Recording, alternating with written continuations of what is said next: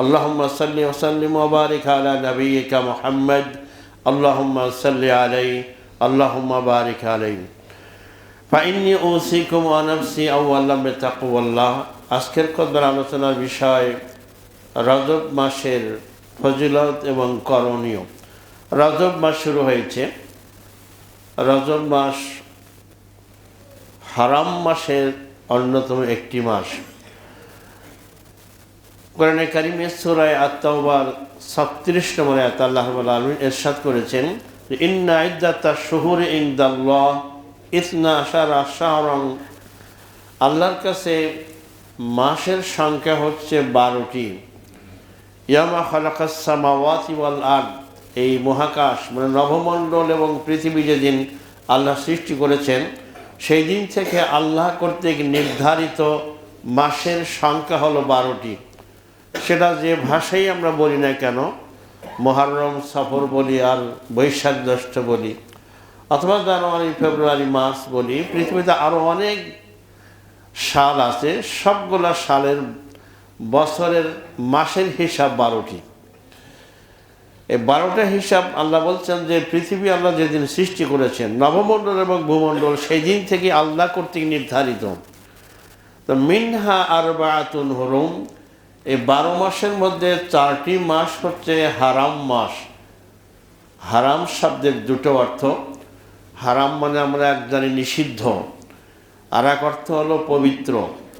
যেমন মক্কাতুল মুকাররমায় অবস্থিত মসজিদে হারাম বলা হয়, আবার মদিনাতুল মুনাওয়ারার মসজিদে নববীকেও হারাম বলা হয়। মক্কার হারাম এলাকা নির্ধারণ করেছেন ইব্রাহিম আলাইহিস সালাম।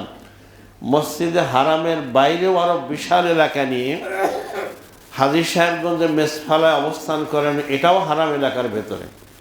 তো হারাম শব্দের এক অর্থ হচ্ছে পবিত্র, সম্মানিত। হারাম শব্দের আর এক অর্থ হলো নিষিদ্ধ, মানে এই মাসগুলো পবিত্র এবং পাপাচার নিষিদ্ধ। তা হারাম এলাকায় মসজিদে হারাম, মক্কাতুল মুকাররমার ভিতরে মসজিদে হারাম বা হারাম এরিয়ার ভিতরে কোনো মুমিন যদি ভালো কাজ করে তার মর্যাদা বেশি। যেমন আমরা জানি মসজিদে হারামে জামাতের সাথে 1 রাকাত সালাত পৃথিবীর অন্য মসজিদে 1 লক্ষ রাকাতের সমান সওয়াব। সুবহানাল্লাহ। অনুরূপভাবে যদি কেউ মসজিদে হারাম এলাকার ভেতরে কোনো পাপ করে, কবিরা গুনাহে লিপ্ত হয়, তাহলে সেটাও পৃথিবীর অন্য জায়গায় পাপ করার চেয়েও এই পাপটা বেশি হবে। নাউজুবিল্লাহ। তা আল্লাহ রাব্বুল আলামিন বলছেন যে এই 4টা মাসকে আমি হারাম ঘোষণা করেছি, পবিত্র এবং সম্মানিত। এই মাস হচ্ছে পাপাচার নিষিদ্ধ মাস। এই মাসগুলোতে যদি কোনো মুমিন বেশি বেশি আমল করবে, ভালো কাজ করে, তাহলে তার এই সওয়াবের মাত্রা, তার সওয়াব অনেক গুণ বৃদ্ধি পাবে। সুবহানাল্লাহ। আর আমাদের দেশে অধিকাংশ মুসলমান আমরা এটা জানি না যে হারাম মাস কবে, কোনটা। আর রজব মাস মানে হারাম মাসের অন্যতম মাস শুরু হয়েছে। এই মাস শুরু হলেই কমপক্ষে শুরুতে আপনি অনুভূতি ভেতরে টেন্ডেন্সি ফিল করবেন যে এটা হারাম, একটা সম্মানিত মাসে আমি এখন অবস্থান করছি। এই মাস হচ্ছে আল্লাহর কাছে খুবই সম্মানিত মাস এবং পাপাচার নিষিদ্ধ মাস। এই মনের ভিতরে যদি আপনার জাগ্রত হয়, তাহলে আপনি আল্লাহর জিকির করবেন, কোরআন তেলাওয়াত করবেন, ওলামাদের সোহবতে বসবেন, তালিমে বসবেন, একটু তাহাজ্জুদ পড়ার চেষ্টা করবেন, 5 ওয়াক্ত সালাত জামাতের সাথে আদায় করার চেষ্টা করবেন। হারাম মাস মানে অন্য মাসে যা, এই মাসেও তাই। অন্য মাসে সালাত 5 ওয়াক্ত, এখানে সালাত 6 ওয়াক্ত 7 ওয়াক্ত, বিষয়টা এমন নয়। কিন্তু অন্য মাসে যদি মাঝে মধ্যে ফজরের জামাত মিস হয়, হারাম মাসের চেষ্টা করবেন যেহেতু এটা সম্মানিত মাস, যত শীতই পড়ুক আমি ফজরের জামাতে মসজিদে হাজির হয়ে যাব ইনশাল্লাহ। এভাবে 5 ওয়াক্ত সালাত জামাতের সাথে আমি আদায় করব। আমার স্ত্রী, আমার কন্যা, তাদেরকে পর্দার ব্যাপারে আমি বেশি বেশি উৎসাহ দেব। আমার পরিবারের সদস্যদেরকে তাদেরকে মোটিভেশন করব যাতে তারা দ্বীনকে শেখে, দ্বীনের পথে চলে। হারাম মাসগুলোতে এভাবে একজন মুমিনের দায়িত্ব হচ্ছে তিনি বেশি থেকে বেশি নেক আমল করার জন্য চেষ্টা করবেন, মানুষকে দ্বীনের দাওয়াত দিবেন এবং পাপাচার থেকে বিরত থাকবেন। বিশেষ করে যুব সমাজ যাদের এই সময়টা পাপ করার অনেক সুযোগ, আগে পাপ করতে হলেও একটু সময় লাগতো, এখন হাতে হাতে অ্যান্ড্রয়েড ফোন, যখনই মনে চাইবে তখনই নিষিদ্ধ জিনিস দেখতে পাবে। এটা হারাম মাস, এটা সম্মানিত মাস, এই মাসকে আল্লাহ রাব্বুল আলামিন সম্মানিত করেছেন, এই কথা মনে করে পাপাচার বর্জন করতে হবে, পাপাচার থেকে বিরত থাকতে হবে। আল্লাহ রাব্বুল আলামিন আমাদের তৌফিক দান করুক, আমরা বলি আমিন। আজকে বাংলাদেশে আল্লাহ তাআলার অন্যতম একটা ফরজ বিষয় যেমন হেজাব বা পর্দা, এটা সুন্নাত নফলের বিষয় না, কিন্তু এটা নিয়ে মানুষ খুব বেশি আপত্তি করে, সমালোচনা করে যে মহিলাদের কেন এত পর্দায় থাকতে হবে। এই যে শহীদ ওসমান হাদি, শরীফ ওসমান বিন হাদি, ওদের বাবার নাম ছিল হাদি, তো শরীফ ওসমান ইবনে হাদি, কিন্তু লোকেরা হাদি বলে, পত্রিকা হাদি বেশি লাগে। তো অনেকেই সমালোচনা করছে হাদির জন্য সবাই কান্না করলো, হাদির স্ত্রীকে কেন দেখা গেল না? হাদির স্ত্রী খুব প্র্যাকটিসিং মুসলিম, তার বোরকার কালারটাকে এটাও দেখতে পারে নাই, বলুন আলহামদুলিল্লাহ। পুরো পরিবারটা খুব শরিয়ত মেনে চলে, তার বাবা একজন আলেম, মাদ্রাসার মুহাদ্দিস, মসজিদের ইমাম, তার ভাই একজন খুব বড় আলেম, মাদ্রাসার মুদাররিস এবং মসজিদের খতিব। সুতরাং এই পর্দা নিয়ে অনেকে অনেক সমালোচনা করছেন, কিন্তু শরিয়ত পর্দাটা, ইসলামী শরিয়ত এটাকে খুব কঠোরভাবে নারী জাতিকে পর্দা রাখার ব্যাপারে বলেছেন। ওই আফগানিস্তানের একজন মন্ত্রীকে, ধর্মমন্ত্রীকে আমেরিকার একজন সাংবাদিক, আমেরিকার একজন পররাষ্ট্র বিষয়ক উপদেষ্টা জিজ্ঞেস করেছিলেন, আপনারা মেয়েদেরকে এরকম পর্দায় রাখেন, তো মেয়েদের অধিকার আপনারা ক্ষুণ্ণ করছেন না? তো আফগানিস্তানের ধর্মমন্ত্রী জবাব দিচ্ছেন যে আপনারাও তো মেয়েদের পরনে কিছু কাপড় রাখেন, একেবারে তো উলঙ্গ করে রাখেন না, তো কাপড় কেন পরান? এবং যেহেতু শীত প্রধান এলাকা, কাপড় ভালোই থাকে, বলে মানুষ হিসেবে মানুষকে পোশাক না পরালে এটা তার জন্য অসম্মান করা হয়। বলে এতটুকু যেহেতু আপনি বুঝতে পারছেন যে মানুষ হিসেবে নারীকে পোশাক পরাতে হয়, তা না হলে তার যে শারীরিক কাঠামো এটা মানুষ দেখবে, এটা তার জন্য অসম্মান। আর ইসলাম বলেছে নারী জাতি যেহেতু সবচেয়ে সম্মানিত এবং মূল্যবান জিনিস, সুতরাং তাকে হেজাব দিয়ে তার শরীরকে ঢেকে দাও, বলুন সুবহানাল্লাহ। আপনি 1000 টাকার একটা নতুন বান্ডিল নিয়ে এসেছেন, হাতে 1 লক্ষ টাকা, এটা নিশ্চয়ই হাতে করে নিয়ে হাঁটবেন না, ব্যাগের ভেতরে লুকিয়ে রাখবেন, কারণ হাতে থাকলে আপনার চিন্তাই হয়ে যাবে, এটা খুবই লোভনীয়। তাই পৃথিবীতে নারীর মর্যাদা সম্মান অনেক বেশি, তাই তাকে হেজাবের সাথে পর্দার তার উপর আল্লাহ তাআলা ফরজ করেছেন। ওসমান হাদিকে নিয়ে অনেক কথা, আলোচনা সমালোচনা অনেক কিছুই হচ্ছে।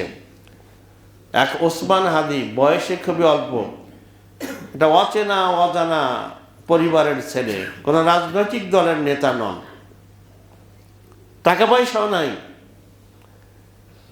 তার ইন্তেকালে, তার শাহাদতের পর তার জানা যায় যে মানুষের স্বতঃস্ফূর্ত অংশগ্রহণ এবং তার জন্য যে মানুষের কান্না, এটা দ্বারা বোঝা যায় আল্লাহ তাআলা তার শাহাদত কবুল করেছেন, আলহামদুলিল্লাহ।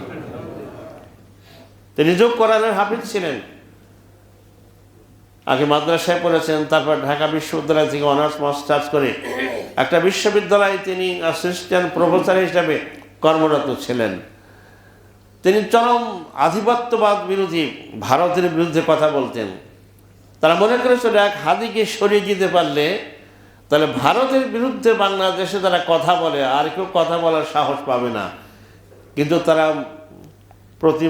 এর পরিণাম কি দেখলো যে না, তারা বড় ভুল করে ফেলেছে। গোটা জাতি এখন আধিপত্যবাদের বিরুদ্ধে সোচ্চার, ইনশাআল্লাহ। সম্মানিত মাসজিদের মুসলিম কেরাম, তো বলছিলাম আমরা রজব মাসে অবস্থান করছি। রজব মাস 4টি হারাম মাসের অন্যতম। সূরা বাকারায় আল্লাহ রাব্বুল আলামিন বলছেন, ইয়াসআলুনাকা আনিশ শাহরিল হারামি কিতালিন ফীহি, হে রাসূল, আপনাকে লোকেরা হারাম মাস সমূহে, পাপাচার নিষিদ্ধ এই মাসে যুদ্ধ করা সম্পর্কে জিজ্ঞাসা করে। কুল কিতালুন ফীহি কাবীর, আপনি বলুন যে এই হারাম মাসগুলোতে যুদ্ধ করা এটা মহাপাপ, এটা কবিরা গুনাহ। মানে আরব দেশের লোকেরা সারা বছরই যুদ্ধ করত। সেই জাহিলি যুগ থেকেই হারাম মাস শুরু হলেই তারা যুদ্ধ বন্ধ করে দিত। সম্মানিত মাস এসেছে, বিশেষ করে জুলকাদ, জুলহাজ, মুহররম মাসে তারা যুদ্ধ বন্ধ রাখত। জুলহাজ মাসে লোকেরা পৃথিবীর বিভিন্ন অঞ্চল থেকে হজ করতে আসবে। এই হজের জন্য জিলকাদ মাস থেকে আসা শুরু হবে, তাই তাদেরকে আসার সুযোগ দিতে হবে। জিলহাজ মাসে হজ সম্পাদন করবেন, আর মুহররম মাসে হজ শেষ করে নিজ নিজ দেশে গন্তব্যে তারা ফিরে যাবেন। যাওয়ার সুযোগ করে দেওয়ার জন্য সেই সময় এই ধারাবাহিক বাই সিরিয়াল 3 মাসকে তারা যুদ্ধ বন্ধ রাখত। এই আল্লাহ রাব্বুল আলামিন তাই বলছেন, এই 4টা মাসের 3টা হচ্ছে বাই সিরিয়াল। সহিহ বুখারীর বর্ণনা, সালাসুন মুতাওয়ালিয়াতুন, 3টা হচ্ছে পরপর। 1 নম্বর জুলকাদা, 2 জুলহাজ্জা যেটা আমরা জিলহাজ বলি, 3 মুহররম, আর চতুর্থ হারাম মাস হচ্ছে রজব ও মুদার। মুদার গোত্রের লোকেরা যে রজবকে গণনা করে, যেটা জমাদুল উখরা এবং শাবানের মাঝামাঝি, অর্থাৎ রমজান মাসের আগের মাস। তাহলে এই মাসগুলোতে শুরু হলে রাসূল সাল্লাল্লাহু আলাইহি ওয়াসাল্লামের কাছে লোকেরা জিজ্ঞেস করছে, আল্লাহ বলছেন ইয়াসআলুনাকা আনিশ শাহরিল হারামি কিতালিন ফি, লোকেরা জিজ্ঞেস করে, হে আল্লাহ রসুল, এই হারাম বা নিষিদ্ধ, পাপাচার নিষিদ্ধ মাসগুলোতে যুদ্ধ করার সম্পর্কে আপনি বলুন। কিতালুন ফিহি কাবীর, এই পাপাচার নিষিদ্ধ মাস, হারাম মাসে যুদ্ধ করা কবিরা গুনাহ। যুদ্ধ যদি হয় ডিফেন্সিভ, আক্রান্ত হওয়ার পরে সে আত্মরক্ষার জন্য যুদ্ধ করতে পারবে, তবে অফেন্সিভ, আক্রমণাত্মক কোনো যুদ্ধে কোনো মুসলিম শুরু করবে না। আপনারা হয়তো অনেকেই মনে করবেন, আমরা তো সৈনিক না, আমরা যুদ্ধ করি না। তো আল্লাহ তাআলা এই কথাটা বললেন কেন? আল্লাহ তাআলা কোরআনে কারিমে একটা শব্দের অপচয় করেন না। আমরা সৈনিক না হলেও আমরা মিনি যুদ্ধ সবাই করি। দোকানদারের সাথে, রিক্সাওয়ালার সাথে অনেক সময় রাগারাগি করি, ঝগড়া করি, বিবির সাথেও আমাদের মাঝে মধ্যে একটু লাগে। অর্থাৎ এই পবিত্র পাপাচার নিষিদ্ধ হারাম মাস আসলে আপনি বিবির সাথে ঝগড়া করবেন না। যত রাগে উঠুক, মনে রাখবেন যে আমি এখন হারাম মাস অবস্থান করছি। হারাম মাসের অন্যতম নিষিদ্ধ হচ্ছে যুদ্ধ করা, ঝগড়া করা, মারামারি করা। আমি এখানে রাগ করব না, আমি সবরে জামিল এখতিয়ার করব, ধৈর্য ধারণ করব। আল্লাহ তাআলা তৌফিক দান করুক, আমিন। নবী মুহাম্মদ রাসূলুল্লাহ সাল্লাল্লাহু আলাইহি ওয়াসাল্লাম বলছেন, ইন্না জামানা কদ ইস্তাদারাকা কাহায়াতিহি, যে এই জামানাটা আবার ফিরে এসেছে। বিদায় হজের ভাষণে তিনি এটা বলেছিলেন। আরব দেশের লোকেরা এই 4টা হারাম মাসকে গণনা করত, তো রজব মাসটাকে মাঝে মধ্যে তারা আগু পিছু করত। যেহেতু জুলকাদ, জিলহাজ, মুহররম এটাকে আগু পিছু করতে পারতো না, হজের মৌসুম, সারা পৃথিবীর মানুষ হজে আসতো, তো তাদের যুদ্ধের জন্য মাঝে মধ্যে রজবকে আগায় নিয়ে আসতো অথবা পরে নিয়ে যেত। একমাত্র মুদার গোত্রের লোকেরা এটা আগু পিছু করতো না। সেজন্য সহিহ বুখারী এবং মুসলিমের বর্ণনা বলছেন, রজব ও মুদার গোত্রের লোকেরা যেভাবে রজব মাসে গণনা করে, ওইভাবে ওই রজব হচ্ছে হারাম মাসের অন্যতম। সম্মানিত মসজিদের মুসল্লিরা কেরাম, এই হারাম মাসগুলোকে আসুন আমরা সম্মান দিই। এ মাসকে আল্লাহ সম্মান দিয়েছেন। এই মাসে আমরা বেশি থেকে বেশি ইবাদত করি, কোরআন তেলাওয়াত করি, জামাতের সাথে আমরা সালাত আদায় করি এবং সকল পাপ থেকে বিরত থাকি।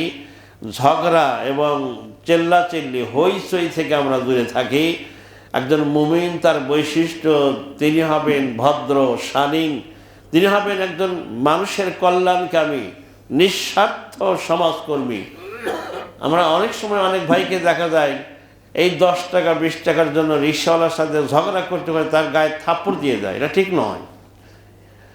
তাই আমরা সৈনিক না, আমরা যুদ্ধ করি না, কিন্তু আমরা যেন এই মিনি যুদ্ধ না করি, কারোর সাথে ঝগড়া করবো না, মানুষের সাথে উত্তম আচরণ করা, ভালোভাবে কথা বলা। নবী মুহাম্মদুর রাসূলুল্লাহ সাল্লাল্লাহু আলাইহি ওয়াসাল্লাম এটাকে বলেছেন সাদাকা, এটা একটা নেক আমল। বলুন সুবহানাল্লাহ বিহামদিহি। সুন্দর কথা বলি, জানাজায় শরীক হই, মানুষ অসুস্থ হলে তাকে দেখতে যাই। এই কাজগুলা ছোট ছোট মনে হয়, কিন্তু এর ভিতরে অপরন্ত সওয়াব এবং কল্যাণ আল্লাহ রেখে দিয়েছেন। এবং মাঝে মধ্যে কবর জিয়ারত করা। আল্লাহ রাব্বুল আলামিন আমাদের সকলকে হারাম মাসের ফজিলত জেনে এগুলো আমল করার তৌফিক দান করুক, আমিন। এই হারাম বা সম্মানিত মাসে বেশি বেশি নেক আমল করার এবং সকল পাপাচার থেকে দূরে থাকার তৌফিক দান করুক, আমিন। বারাকাল্লাহু লানা ওয়া লাকুম ফিল কুরআনিল আযীম ওয়া নাফা'আনি ওয়া ইয়্যাকুম বিমা ফীহি মিনাল আয়াতি ওয়াজ যিকরিল হাকীম। আকুলু কাওলি হাযা আস্তাগফিরুল্লাহ লি ওয়া লাকুম ওয়া লিসাইরিল মুসলিমিনা মিন কুল্লি যামব ফাস্তাগফিরুহু ওয়া তুবু ইলাইহি ইন্নাহু হুয়াল গফুরুর রহিম।